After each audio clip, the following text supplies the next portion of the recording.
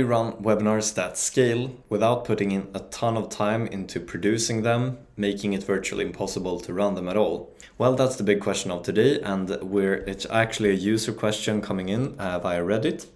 So today we'll answer kind of this question of an expert running webinars previously, and he has this main topic that he's pretty comfortable in doing and running webinars in, but he feels like it's hard to come up with different topics, and his colleagues are pushing him towards why not host a webinar series. And is that also a good idea? Here are some of my thoughts on this. We have developed a webinar platform for more engaging webinars that you can create in less than 60 seconds, and it's called Univid.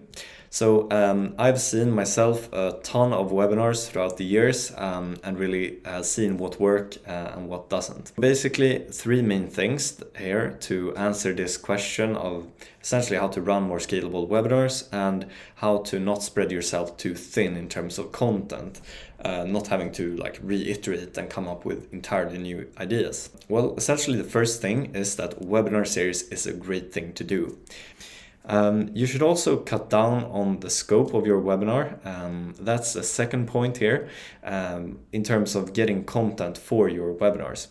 You can target down a specific niche group, which you should always do. In this case, this user has kind of a really broad use case or target group in terms of all business owners, which is essentially very, very wide.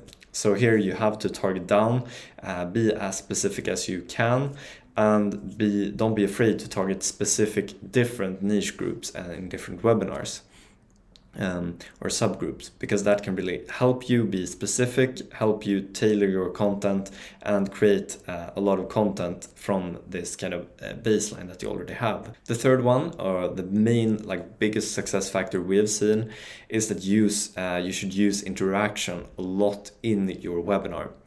This does not just mean that you get more engaging users that have a much more fun time and convert in a lot higher scale towards the call to action you have, but also it means a lot less preparation for you as a webinar host. Because instead of planning out an full hour of content, what we've seen successfully people doing is planning out 20 minutes of content in the start. That should be high value for your audience. But then you have 20 minutes Q&A, and you also make sure in these 21st minutes to really get bombarded with a lot of questions. In Q&A, you have some live reactions, polls, quizzes, and so on.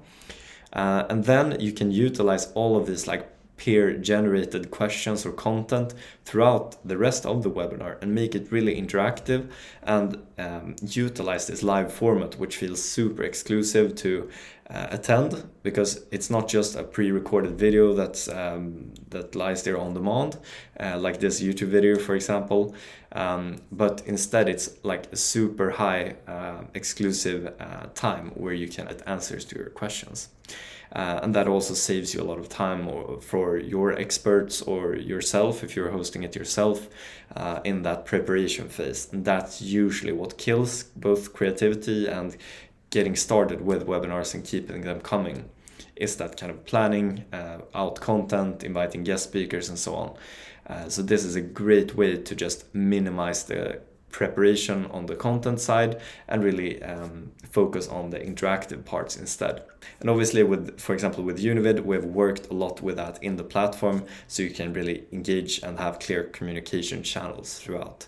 So we have seen this in practice, and we've seen it work very well as well. Finally, to summarize, you should if you want to create kind of scalable webinars or have it as a machinery to really facilitate growth in your organization, you should plan out a webinar series from the start. You should also cut down on the scope of your webinar, be hyper specific towards a specific target group and a specific topic. And also the final third thing here is to utilize interaction and engagement throughout the webinar to really make sure that you don't have to plan an hour long of content. You can instead plan 20 minutes and then have a 20-minute Q&A where you really utilize all of that and have a great time together with your attendees. Was some brief points about how to really create webinars at scale and work with that as a growth channel. In the next upcoming videos, we'll talk more about different types of growth channels, how you can utilize them, and how to make use of them in practice when growing your businesses. So thank you so much for watching. Subscribe if you like this. Drop a comment if you are interested in hearing a specific thing in an upcoming video, and I'll make sure to put out a video on that topic. I promise that. So see you in the next one. Ciao.